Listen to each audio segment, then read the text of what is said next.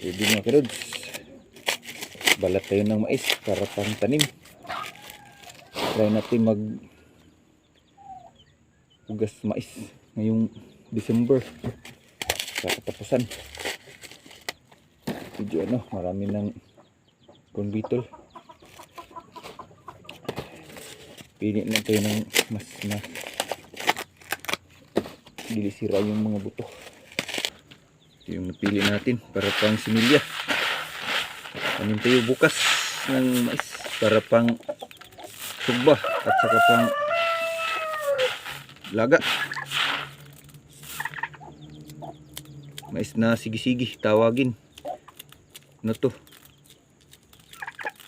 Herbicide resistant. Sprayhan ng herbicide lang, hindi mamamatay. Mais para pang manok. Pero napili natin na buto, hindi sira.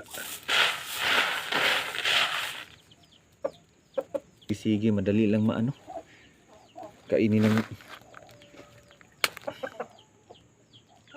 ng mga insekto, kaya ng mga beetles. After mag-harvest, balagyan ng chemical para hindi kainin ng mga beetle.